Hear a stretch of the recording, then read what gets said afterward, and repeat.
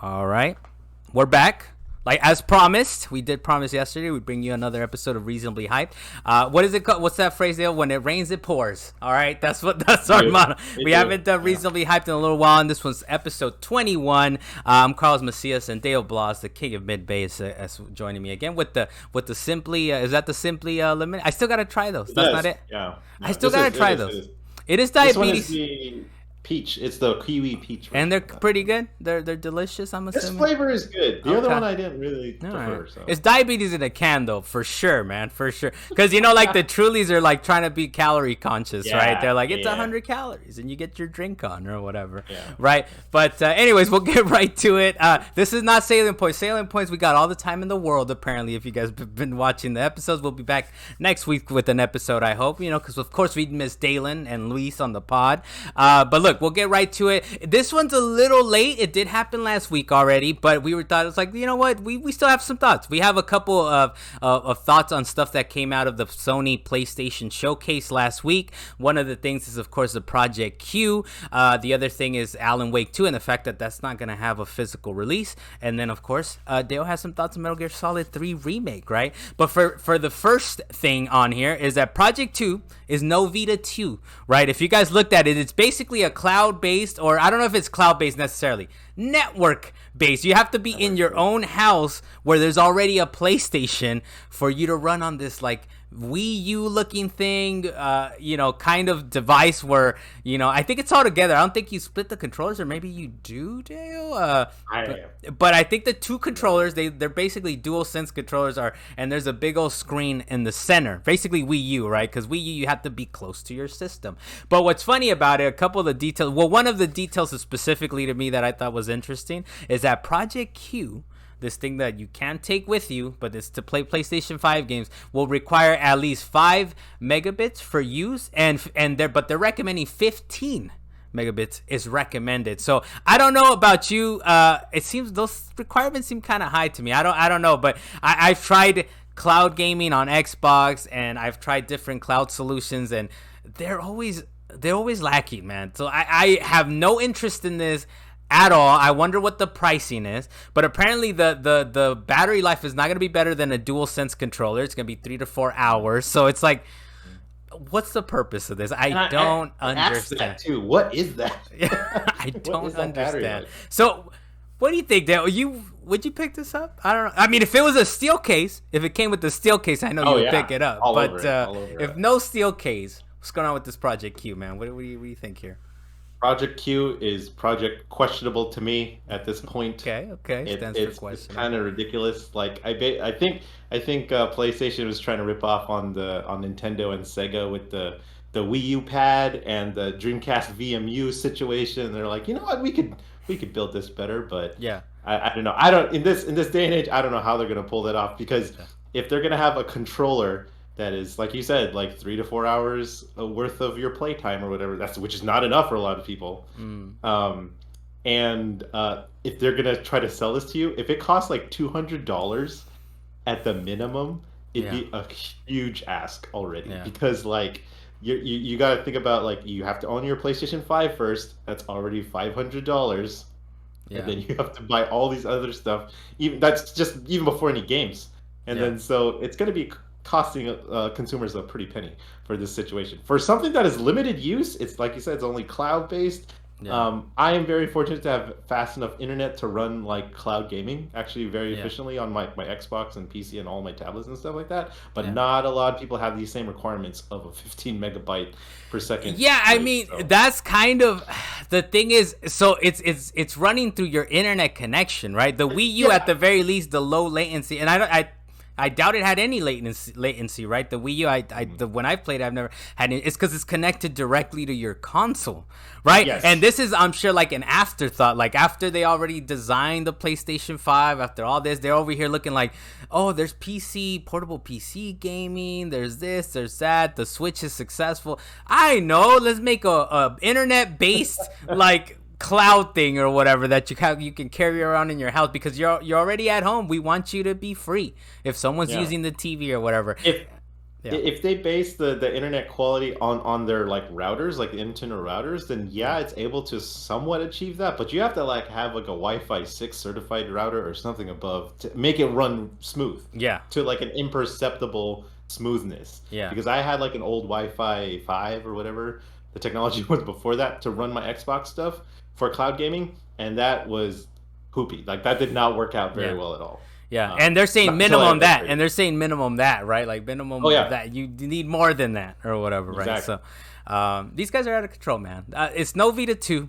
We could use another Vita. I'll take another Vita, but the thing is, just the reality of things, man. Even if there was a Vita 2, what they're gonna treat it like a PSVR 2? I don't want that. I don't want that either. No. So at this point, it's like it's definitely not that. You gotta have good internet. Apparently, it doesn't connect directly to your PlayStation. The other thing we have on here that was kind of sort of a big deal because you went on off of a little political rant, I believe, Dale, and I liked it. I was there for it. But Alan Wake 2 will not be having a physical release. The developers are saying it's to keep it cheaper. A large number of people have shifted to digital. So the game's gonna be $60 instead of PC, and instead of 70, and on PC it's gonna be $50. I know, like the previous publishers of Alan Wake, THQ Nordic, they tweeted out saying, I mean, we did the disc version of Alan Wake for PC back in the day, in case you missed it. Yeah. And just because one person or company does not love physical, there's plenty who still do. Give it some thought. We love to go at it again, full circle and all. I do like how I'm not sure who's publishing the new Alan Wake 2. It's not THQ Nordic, right? They're not talking crap to themselves. If they are, I love it. But definitely not. But I love that, like the previous publisher. I love it when like these little companies kind of come out and get real smoky on the internet. I was like, just give it a thought. Just think about it. Side note: Did you see the Blockbuster versus Netflix Twitter? Yes, that's what I was thinking hilarious. Too. Yeah, that definitely is like. And Blockbuster, apparently their Twitter's still active. The company is shut down, but they're still out there talking shit. But so people don't miss it on Reasonably Hyped, this is a Deo statement. He said, quote, you said, Deo, what's disturbing about this is the greater trend that global corporations aren't letting us own anything outright. You don't own your digital entertainment or your digital identity from social medias. Corporations are buying back their own stocks and buying up all the land around you. So I was like, okay, Deo, so you're on wax now. Explain yourself. It's true. It's freaking true. Well, you said it, man. You got to agree with yourself. I do. I look at all these like business trends. Sometimes I'll read about it in the newspaper. Yeah. Wow, I just dated myself right there. Yeah. But you'll see it like corporations are buying back their own stock, whether it be like Facebook, Microsoft, all the big guys are doing that, and they're buying all the land around me. Like Amazon just bought like a huge parcel of land next to me. Oh yeah, that's right. Yeah, down the street I got, instead of a drive-in, now it'll be like warehouse stuff, right? Probably Amazon warehouse stuff. Or whatever. Yeah. Yeah, and it's just it's crazy. Like they're able to do it because we're basically crowdfunding their initiatives. Basically, all of us are doing it together. Yeah. So I thought that was kind of interesting, right? It is. But like to me, in this particular case with Alan Wake, I'm just like, I don't think I've heard of like a big AAA kind of title like that where they're only wanting to be digital this way. Yeah. Like I understand if like you're an indie developer or whatever like that, you only have a smaller reach and maybe a smaller audience. So it's just like, we could only do a digital release. If we're able to, we could do a physical release later on. Yeah. But the developers behind Alan Wake are choosing, the Remedy's choosing, just like, nope, we're only digital. Yeah. Like, sorry if you don't have internet in your local area. Yeah. Again, you can't download this stuff, but you'll have to find a way how to do it. Go to the library or something. I don't know. Yeah, I think that was the biggest kind of like sticking point to me. It was like, it's weird. This is supposed to be a AAA game, and I think it is. I have no reason to believe it's not going to be a high quality game, but it's weird, right? That it's like, this is a AAA game. It should be physical. At least the AAA game should be physical, right? And then how you're saying about some people don't have internet, and it's funny that like the Final Fantasy 16 is one that's coming out, no day one patch. No, they're like, we don't have a day one patch, we don't have DLC. You get the complete I mean, I know we'll see. We'll probably get an apology letter like the Gollum or Lord of the Rings Gollum developers, which is like those apologies, man. We need to have a reasonably hyped at some point, I guess, about all these apologies, right, that are coming out. Yep. But yeah, so we'll see if they come out with their own apology. But they seem pretty confident. They're convinced that no day one patch for Final Fantasy 16 and perfect grapes. I don't know if you saw that going around, Dale, but apparently the grapes are going to be perfectly. They corrected them. They corrected them. So that's that. Maybe they can go back. I mean, I'd like them to, I GameFly a lot. Maybe that's my issue with it. But if it's not physical, then I would have to straight up buy it, which maybe it's okay. If it's a good quality game, then I'll be fine with it, right? It's just like, to me, it's disheartening because I'm a physical collector of video games. And it's just, that's just the trend. Like, that is a whole old man kind of thinking where, like, you've seen over the past decade that digital only online sales have been just like skyrocketing, whereas physical demand has been dropping just because of ease of use. There's so many reasons why. They're not just lying to us as far as we're seeing like large people are going to digital. It's going to be popular. It's probably it's going to be the most dominant form, and then. But at the same time, like for me, who's been collecting games for like 20 plus years, it's just like I like my physical copies. Like I like owning my game and not having to like digitally like have any of their licenses be expired, so I can't play them anymore, or even offered on their online servers anymore. I just like going to my bookshelf, picking it up right there, and putting it straight into my system. Yeah. And I'm able to play it for as long as I keep that copy. Well, look, we'll keep fighting the good fight, man. But if we're over here talking about give us a full version and we're just go ahead and buy it, it's got to be like whatever. So I there's got to be enough of us. But unfortunately, I think it's becoming like one of those things where video games are more and more the way we played them growing up. Where it's look, it's ridiculous that Dalen said this at one point, but I'll put it on wax. He said games used to be free to play, and this is just a man that doesn't understand the internet, right? By the way, he's like, I like when games were free to play. You pay your $60 and it was free to play. I was like, that's not what it is, Dalen. But it's kind of that's what it was, right? His thinking was, his intention was, his intentions were pure, all right? His intentions were pure. But it is one of it's becoming more and more traditional. I mean, in yesterday's episode of Reasonable Hype, we just talked about how Bungie is like, and Sony, I'm thinking it's directions from Sony, right? The head company. They're like, everything needs to be good, games as a service, right? Everything needs to go down that way. And for that, why do you need a physical copy, right? It's going to live on your hard drive. It's going to constantly be updated, so it definitely is traditional. As much as I'm there with you, Dale. I'm trying to fight the good fight with you, man, and keep just as much as I can buying physical, right? But it's we'll see, man. One more thing, and then we'll get up out of here, right? But as far as the PlayStation Showcase was concerned last week, they did announce Metal Gear Solid Delta with the little symbol, by the way. Nobody was out there spelling it out, and I was like, okay, Metal Gear Solid Delta. So I wonder if people online were like, what is that? What the? And I was like, it's Delta, but they're just being wacky. They're just being wacky in Japanese or whatever it is. Metal Gear Solid Delta with the little triangle symbol. But it's a remake of Metal Gear Solid 3. It's being made by, because people out there were asking, like Konami was like, oh, by the development team has this statement, and it's like, well, who's the development team? And their answer was Virtuous, who I'm not sure who that is. Virtuous and quote unquote Konami's development team. I don't know what that is, Dale. Maybe you can help me. But that's who's working on the remake. And there's also going to be a master collection that kind of throws all these games together. Metal Gear Solid 1, Metal Gear Solid 2 Sons of Liberty, and also the Metal Gear Solid 3 Original, which I like how in their statement was like, oh, you can play them as originally. It was like, oh, so you're not doing shit to them. It's like, here, just play it as it was, right?